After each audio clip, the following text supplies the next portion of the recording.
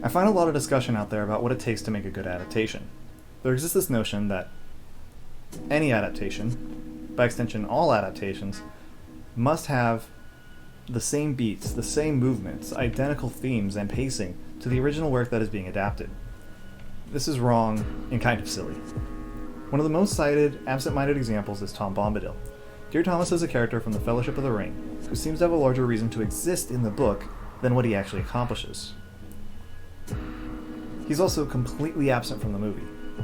Bombadil's entire existence is to just stop the story for a weird meandering tangent that doesn't go anywhere and doesn't result in anything. It ultimately detracts from the adventure. The decision to cut the scene, rather the entire chapter, only strengthens the film. The Chase from the Shire would have no added drama. It would not result in anything that works for the audience if the characters could just stop and enter a safe zone that they could just wander around and have nothing happen to them until magically the chase reignites.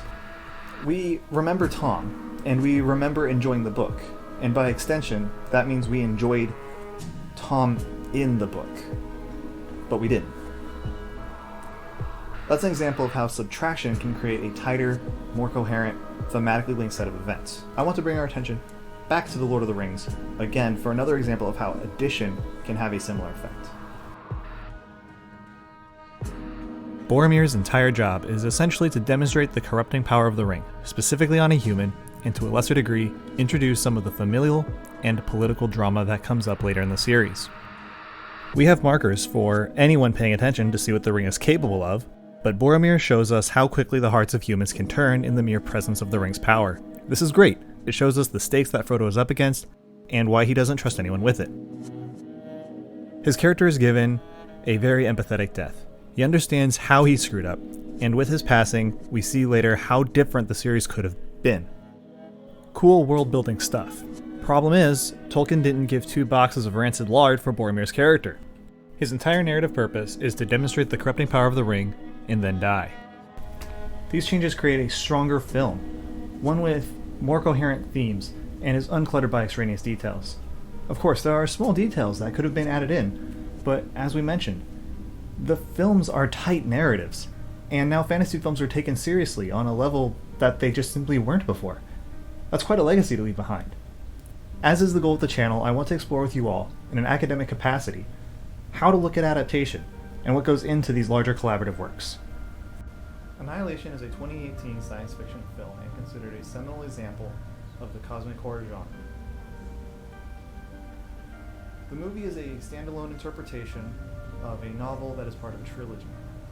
The film is the subject of a lot of unhelpful or dishonest conversation about the themes and interpretations of the film.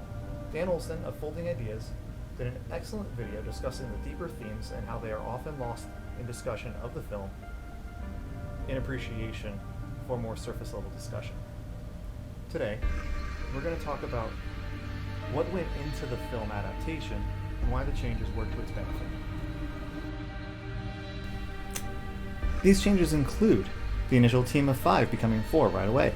The barrier to Area X is invisible in the books. Area X is simply called Area X in the books and not called the Shimmer. The characters are unnamed. Area X has been there for decades and advances incredibly slowly. The guns taken in are kept in a chest that are unlocked once they are inside of Area X. Only 1 assault rifle and a bunch of more primitive handguns. The lighthouse and the tower are 2 separate things. The Shimmer is simply called Area X. The boundary into Area X is invisible. The flashbacks are based off of movie Lena's life, both of an empty lot in the marine biology study she was conducting, and the characters carry journals with no modern technology outside of a few scientific instruments. Hypnosis plays a role. Lena's analog gets infected in the tower almost immediately. Doesn't actually see his self-simulacra. Lena's book counterpart actually kills one of the other scientists. The containment appear to be from later books, even though Garland had never actually read them. The novel left it ambiguous where Lena went after encountering the being. Did she go to look for her husband? Did she find him? We don't know. As well as many, many more changes. Adapting is hard. One of the most common pastimes of filmgoers these days is to talk about everything wrong with any film or show they go and see. You see it with anything and everything, and some of these are more valid than others, but changes made to a medium may be useful or helpful to the medium that's being adapted for, and some of it may make no sense at all. We can't talk about the full scope of all that at this moment because we're kind of trying to stay focused on Annihilation. So let's talk about Annihilation.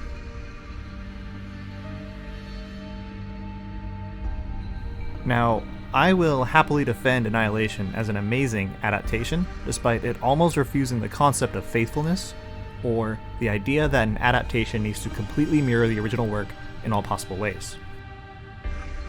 Garland keeps the same basic premise, location, and overall structure of the story, the biologist having a strange occurrence with her husband, going to Area X, eventually arriving at the lighthouse, where people are becoming wary and distrustful of each other, finding finding the thing, and it wraps on the physically different but tonally similar uncertain ending. However, virtually everything else is altered. When adapting a book to any other sort of medium, a massive chasm needs to be crossed. How do you visually portray elements that are previously only imagined in the minds of the reader? This is a serious obstacle, one that can be compounded by all of the things that have to change when adapting from book to movie, to video game, to anything else, picture book, TV series, podcasts. Garland appears to flagrantly dismiss out of hand some themes from the book. It wouldn't have been hard to eschew names for the sake of keeping it faithful. Did it keep the guns the same? It changed the journals entirely. There's videotape now. These are all important plot points in the book. There's a sense of anonymity with the expedition. We are told this in the way that the characters don't trust each other. The guns come up in such a way that they're used against one another.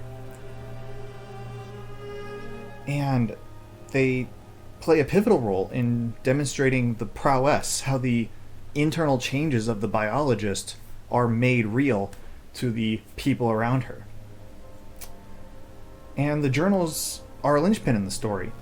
They are the proof that the biologist needs to understand what's happening, and they demonstrate the lies and subterfuge that's been in Area X as well as the Southern Reach the entire time. They are also used effectively to challenge how we think about how things are going on, right? Because the characters are effectively coming into Area X and the Southern Reach blind, with the exception of the director who goes with them. So are we. The book treats us the same, especially since the book acts effectively as a journal. However, giving the scientists names tells us to trust them, to become more intimate, and this pays off in spades when we, as viewers, finally see the tattoo signaling the internal changes to each visitor to the Shimmer. The physical demonstration of the biologist late in the story is no longer necessary. So now we can introduce new firepower and have much greater peril for the characters as well as the audience. The journals are ultimately worse in Garland's Shimmer, as, since Lena requires answers about her husband, we needed video, the unaltered truth. These changes create a different story, one that works better on film than the initial book. The tattoo being an excellent example. We can read about how the characters change over a longer period of time, with VanderMeer choosing what specifically we as the audience are privy to when the characters and their actions are written down. The film can't have the same relationship to our ability to pick up on things, and that tattoo works as an excellent shorthand for what would be otherwise lost. There are changes that should be discussed, either in their capacity to make a better film, as opposed to a literal reading of the book, or to make the story Garland wanted to make be more coherent. Area X doesn't really work on film as something invisible, nor does it work in the way it expands as the Southern Reach eventually tells us. Changes are more drastic and more obvious in the Shimmer as opposed to VanderMeer's Area X, and this becomes part of the mystery, as well as a better way of pulling us into the environment. The shimmer gives everyone a mild amnesia, as opposed to the clunky hypnosis that works better in text than film. These all make sense for giving us a thing to watch rather than to read. One of the biggest, most glaring changes in the story is the tower and the lighthouse being combined. Now, since these discussions suffer from giving plot summaries, I try to never do anything more than highlight what is being discussed, but I don't know how many of you have read the book and seen the movie. So, the tower is a bunker made of biological composites. It leads into the earth, but the biologist is compelled to call it a tower. After the biologist is infected with sprouting spores, her hypnosis breaks, she feels it breathing, and comes back to it after she visits the lighthouse. The lighthouse serves a similar role in the movie, being a place where answers are found, and the tower is where the final events take place. It's difficult for the construction of the film to have so much back and forth going on. As such, the film makes the choice to put them in the same place. The tower is directly below the lighthouse, and it serves to be both thematically and consistent with the role that it had before. The film appears in a lot of ways to be inspired by the book while telling a different story. In 1927, Howard Phillips Lovecraft wrote the story A Color Out of Space, a short novella about a happening in the greater Arkham area. The story is told secondhand by a hydrologist visiting the area, conducting a survey in order to build a reservoir. While there, he learns of what happened during the strange days. Flora grew strange and beautiful. The fauna grew wild and mystifying and also grotesque. The gardeners also went mad. As the hydrologist wraps up his survey, he ponders to us, what will happen to the people who drink from the water of the reservoir? The Color Out of Space has had a litany of adaptations, most of them middling. Usually, what happens is the horror gets transformed from a strange, faceless, bodiless aberration to a more conventional creature. Recently, a film by a very similar yet distinctly different name, Color Out of Space, starring Nick Cage, came out and performed relatively well. While many of the changes are suitable and help the film become more of a visual medium rather than a book, there are some other strange, less sensible decisions that leave it feeling different but still strangely Lovecraftian.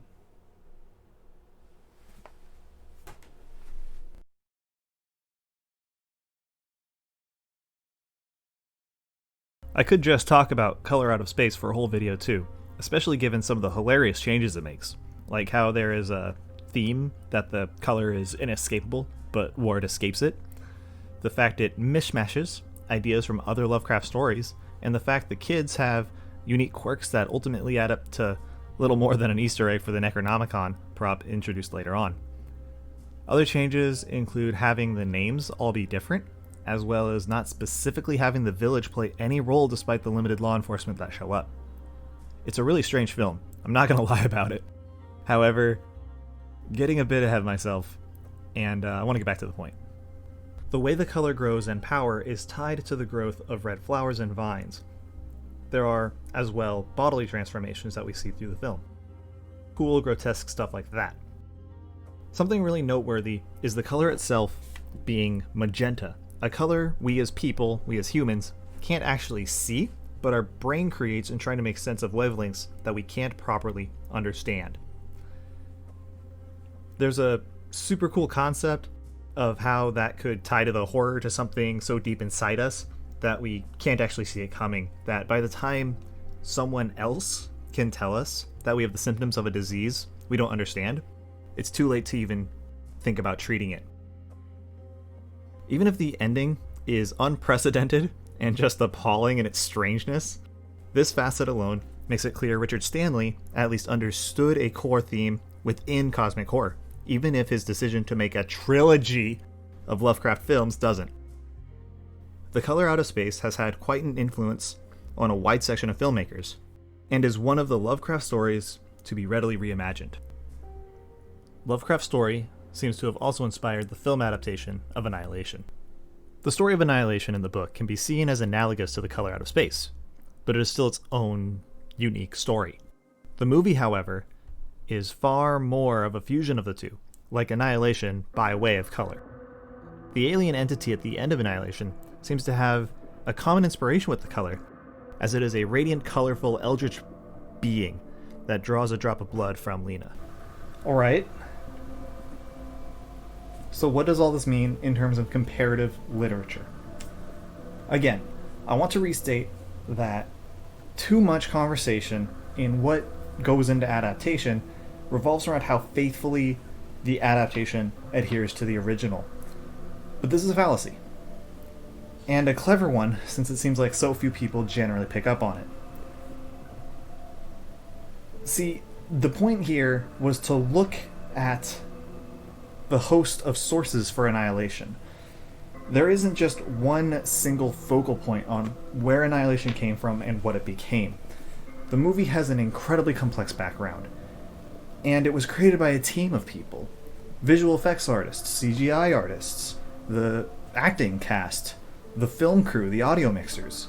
While Garland wanted to make a specific film, he called it a dream of the book, a dream of Annihilation. He didn't reread the book going into production. That wasn't, nor could it have ever been, the only contributing factor. Just as it is impossible to create a story in a vacuum, neither can a story be adapted in one. Changes can be made for good or bad reasons. And these reasons are occasionally independent, sometimes they depend on how much the change is going to affect the story, or what the director or producers want to portray on the screen. And these can add up. Some seem really small, but when we get to the end of the project, create drastic, massive changes in tone and theme. A modern cosmic horror story can't ignore the previous works that created the genre. Of course, Garland added a little bit more to his story than was initially there. In the visual effects of what Area X was, how quickly and radically Area X works, but there are allusions to other stories, other horrors. Interesting fact, VanderMeer rather enjoyed the film, while the studio didn't and requested the ending be changed. But I know that doesn't mean a whole lot. Stephen King famously likes his worst films, and generally hates the fan favorites. However, VanderMeer considered it complimentary and interesting in reflection to the book. In short, when we discuss what it takes to make an adaptation, to adapt a piece of work, there's a lot more that we have to look at than just whether or not it was faithful. We have to look at the whole plate. There's theoretical frameworks to consider. Feminist theory, Marxist theory, queer theory. There's elements that we have to look at, and what those changes do to the media. Some elements don't work as well as on the big screen as they do on text. And vice versa. Sometimes there's book adaptations of movies, and game adaptations of stuff, and stuff that gets adapted from games. These may not always fit, and we need to consider all of these together as new media, not just how we would look at it through rose-tinted glasses of nostalgia. Can someone untie these? Hey everyone, thank you for checking out this video. Annihilation's one of my favorite movies, and partially what inspired me to want to make this channel in the first place. I want to give a thank you to my patrons, being Nick James TV and EA Bray. I also want to extend another thank you and shout out to my editor, Austin Wilson. If you enjoyed this video, please like, comment, subscribe. Anything helps out the channel. If you would like to see your name here in the credits or shouted out by me, please check out my Patreon. Link will be in the description. It's under the same name as the channel. There are all sorts of other fun benefits, including a private community on Discord. I'm working on a few other ideas right now. I'm not sure what the next one will be. I'll try and have something by the end of July. But thank you again. This has been really fun, and I'm going to try and fix the audio issues. I'm going to try and fix the lighting issues, and get better at reading my own scripts and memorizing them. Again, thank you very much. Have a wonderful day.